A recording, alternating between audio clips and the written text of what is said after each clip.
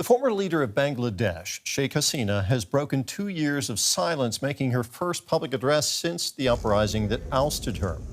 Hasina fled to India on August 5, 2024, after mass protests toppled her government.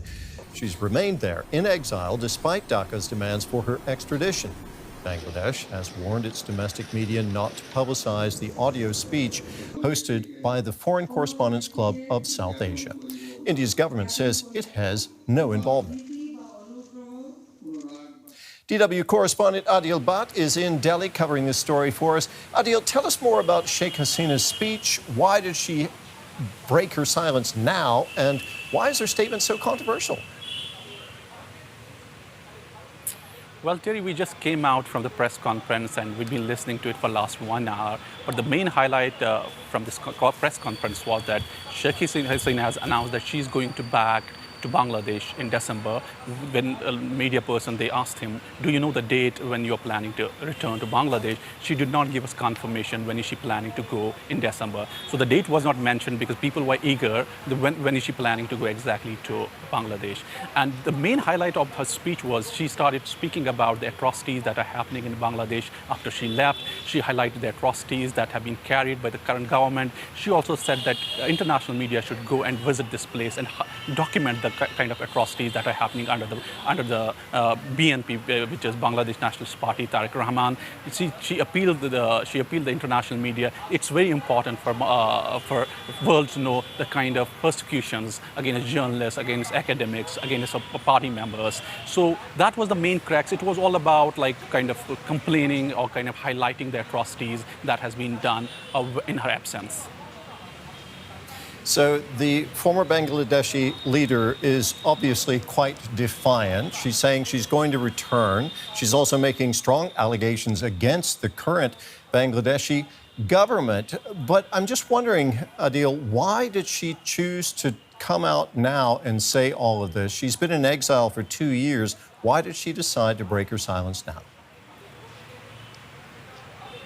Well, she decided to break her silence now because 2 years have exactly passed. So she wanted to come on the same date and tell to the world that she wanted to highlight that she's going back to Bangladesh. That was her main, like throughout the conference, when you hear Sheikh Hasina, she made this point that she knows if she goes back, she wanted to highlight to the world that when she goes back, she's going to face consequences of it. She will be either jailed, she will be either punished to death, and she maybe she said she might die also. But she's saying she's ready to do it for people because she cares about them, because she has been ruling there for at least 2 decades. And she said to the world that I'm ready to go. I don't know what's going to happen to me, but I want to make sure that what has happened in her absence, she can't tolerate that anymore. And she's appealing to the world that it's time for international stakeholders to highlight the atrocities that she has been highlighting throughout the speech.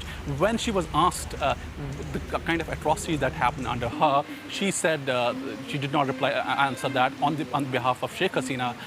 His son Joy kind of said that under the present regime, they have legitimized the killing of opposition Awami League political leaders. So if you can't condemn that, why do you expect us to condemn these protesters who were responsible for throwing the government out? So again, strong allegations that she and her son are making against the current Bangladeshi government, which she herself has been condemned to death in absentia for crimes against humanity, linked to her efforts to crush the uprising that removed her from power. What more can you tell us about that? I mean, you mentioned that she is aware that she may face death upon her returning. What exactly has she been condemned for? Well, I think the main idea of going back is to give signals to her party that she stands with them, and they don't want to give up easily because the Awami League party is one of the main important parties in Bangladesh. It's kind of give confidence or like to party leaders that if we go there, we will somehow manage to survive. And it was a signaling to all political leaders because she was joined by many cabinet leaders who kind of supported her. It's a great decision to go back.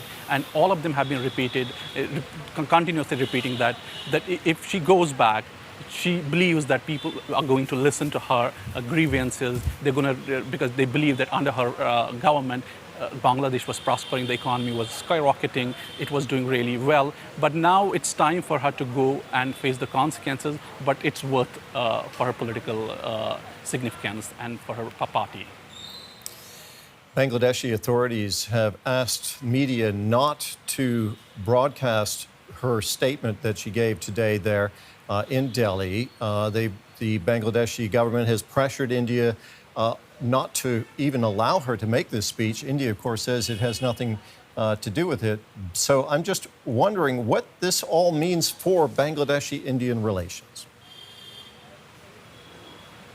I mean, we have seen the friction between India and Bangladesh the moment, Indian government decided to give us shelter. After that, we see the relationship between India and Bangladesh have deteriorated day by day. It's getting worse. Even one of the important signals was when the Prime Minister was elected, Tariq Rahman, he decided to go to China and then he decided to go to Malaysia. It was a signal to tell India that you are not important. What you are doing, you are sheltering Sheikh Hasina. It's not a good news for us. And she also highlighted that usually the political parties are highlighting in Bangladesh that it's going to hurt the relations more because they're saying that conference that's happening in New Delhi, it's not a good sign for a good friendly relationship. So they are asking these questions to the government of India. Why is it happening at this time? And in which the Ministry of External Affairs, Indian government said they do not support any statement that Sheikh Hasina is going to make in this conference.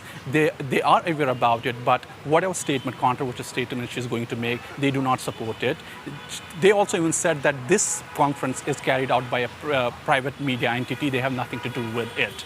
So that was the kind of crux that we got from here. Adil, thank you very much. That was our correspondent Adil Bhat there in Delhi.